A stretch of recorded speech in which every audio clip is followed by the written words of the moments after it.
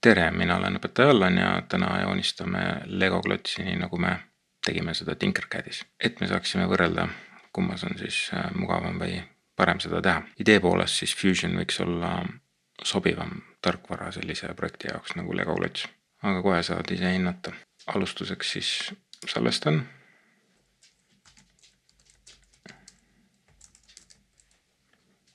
Asukohaks siis projekt 3D praktikad ja alustan siis Lego klotsiga ja ma seekord proovin maksimaalselt kasutada siis kiirklahve, see teeb meil selle joonistamise oluliselt kiiremaks.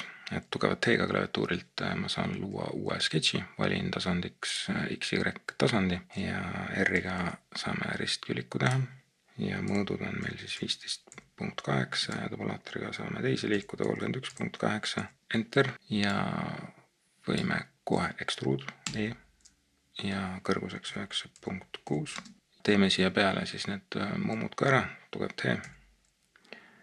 Valin tasandiks siis sellesama ristahuka ülemise tahu ja C-ga saan siis ringi ja ringi läbimõõt on 4,8 millimeetrit, Enter ja selle measured ristaga ma saan siit panna kauguset 3.9,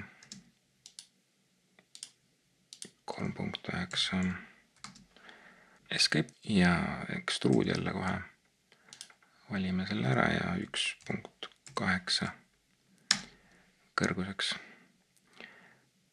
ja teeme siia peale kirja ka, et me juba oskame kirju teha, siis tugev T jälle, Sketch, Create Text.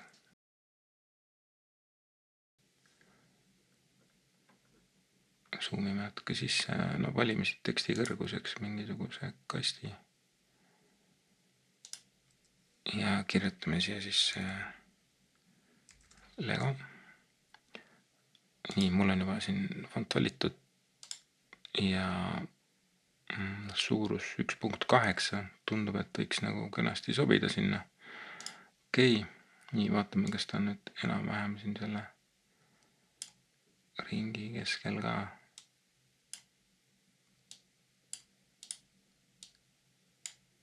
Nii, finish, paneme finish, nii.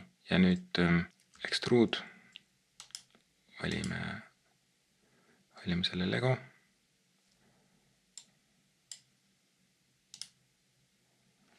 Ja 0.1, Enter ja olemas. Nii, ja nüüd teeme siis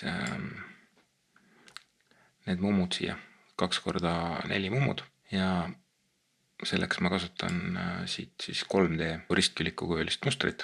Klõps siia ja kõigepealt valime, et siin oleks features, kõik on meil siin üks body ainult.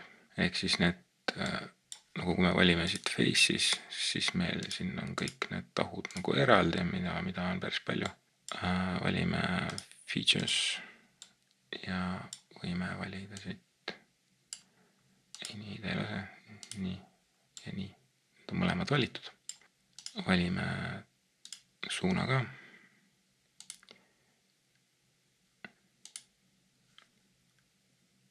Paneme siia 4 ja vaatame, et siit oleks spacing, mitte extent. Valime siit 8 millimeetrit sammuks, teises suunas 2 tükki ja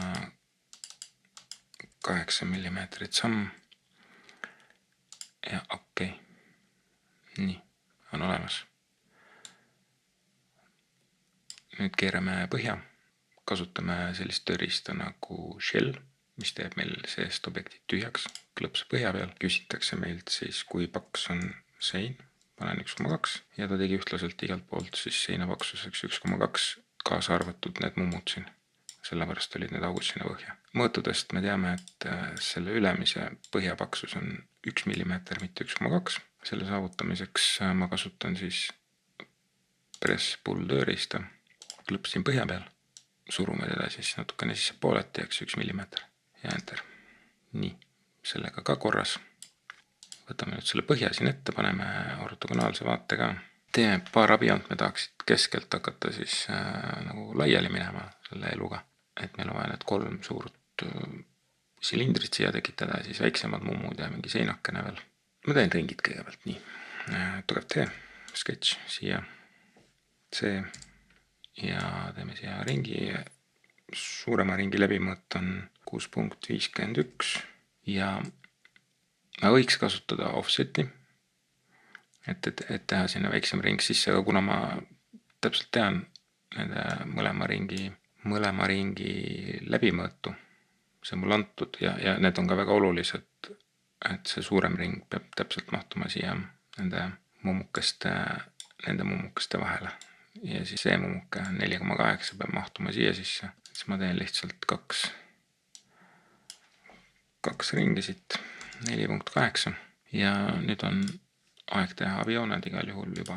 Nii, võtan siit joone ja Fusion näitab mulle siit keskkohta, selle serva keskkohta, kui tuleb siia see kolmnurk juurde. Nii, see on keskkoht, tulen siia alla, samamoodi kolmnurk juures ja teen siia avioone. See hetkel ei ole avioon, võetan escape ja klõpsan joone peale, siin saab lülitada siis seda sisse välja aviooneks ja tavaliseks jooneks. Teen aviooneks ja teen ristipidi ka siia line ja otsin üles siit selle kolmnurgaga koha ja teen siia ka avioone. Ja nüüd ma saan panna siit piirangud peale, et see asjandus oleks siin keskel ja kokku nad olid juba omavahel juba seotud. Ehk siis nüüd on mõlemad ringid parametriseeritud või inglise keeles siis constrained. Nii, nüüd on mul vaja neid paljundada 2 poole. Selleks ma kasutan jälle seda ristküliku kujulist mustri tööriista, aga mitte siis 3D objektide peal nagu siin üleval, vaid teeme seda 2D objektide peal. Et ma võtan siit sketch vaates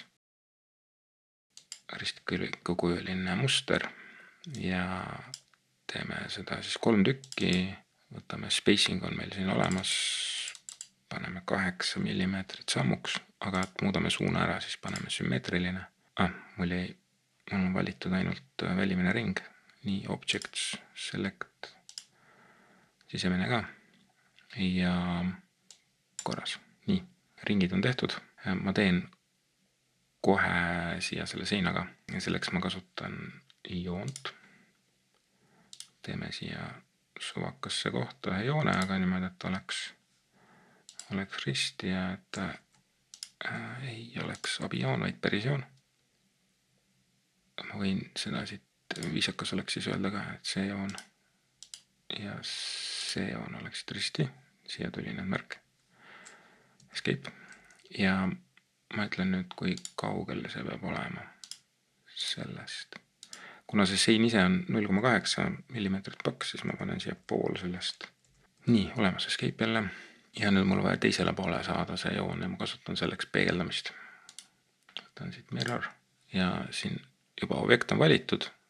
Võtan siit siis selle joone üle, mille ma tahan teda peegeldada. Ja okei, nii, on olemas siin nüüd kaks joont ka, nii et me saame siit vaheseina extruudida. Paneme finish ka vahepeal. Nii, vajutame extruud, see ja see. Ja kõrguseks ma ei pane numbrit, vaid ma valin siit nagu kauguse asemel objektini ja selectin objektiks selle ülemise serva. Nii et nüüd ta tegi mulle automaatselt kuni selle servani, selle extruudi. Et kui ma seda klotsi näiteks kõrgust muudan, siis see muutub ka.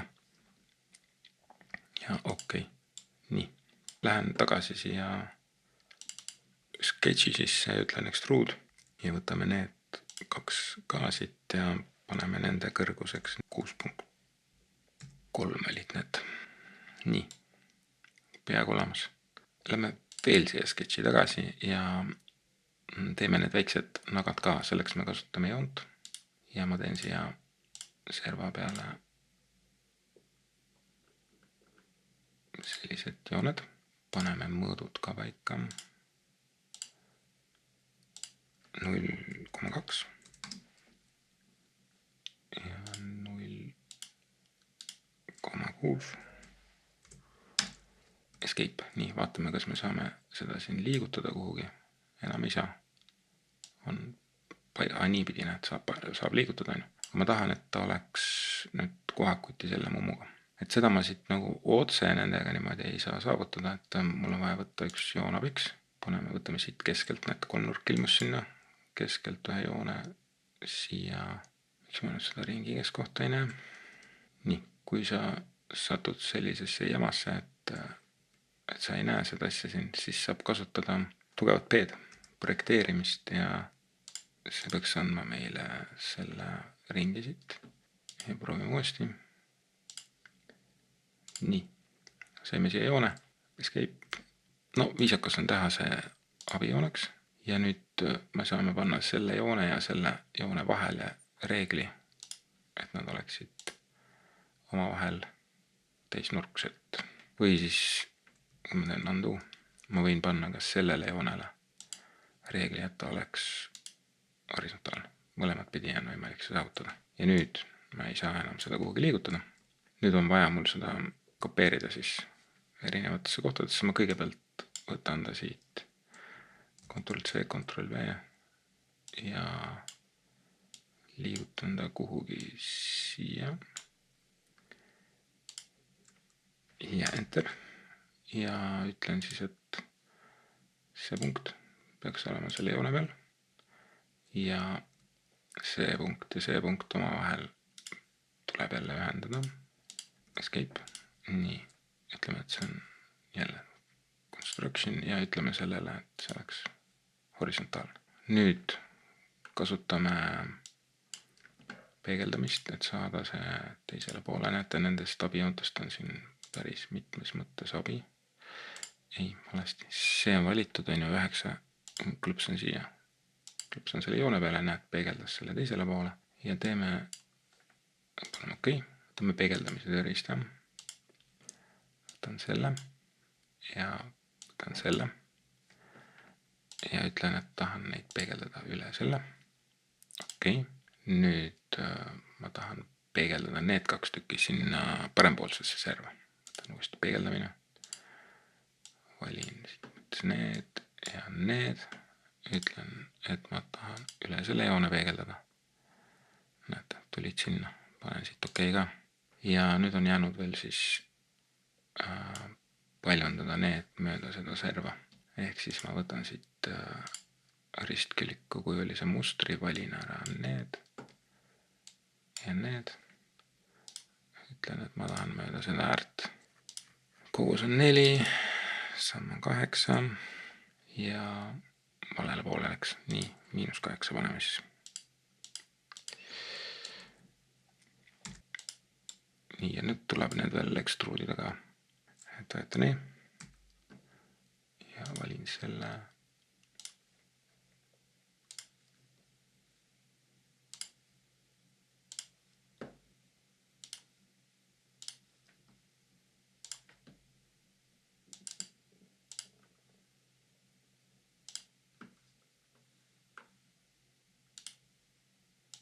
Ja valin jälle siit siis objektini.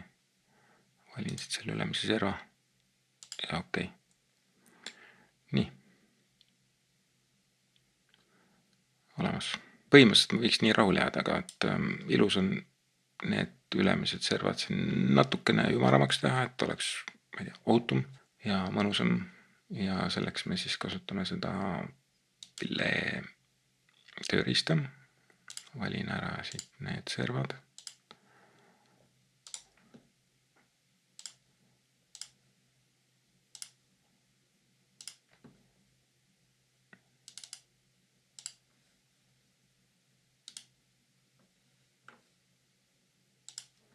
Ja paneme siia 0,1, natukene, 0,1 millimeetrit. Nii. Ja nüüd oleks vaja veel materjal ja värv panna. Võtan aad, võtan siit ABS ja topeltklõps ja teeme ta siis ilusaks punaseks legoklotsiks close. Nii, paneme selle vaate sinna ilusamaks ka perspektiiviga, lülitame siit need tööasjad välja, visual style, shaded lihtsalt. Ja selle griidi saab ka tagant ära võtta ja saamegi imetleda oma legoklotsi. Jõudu tööle!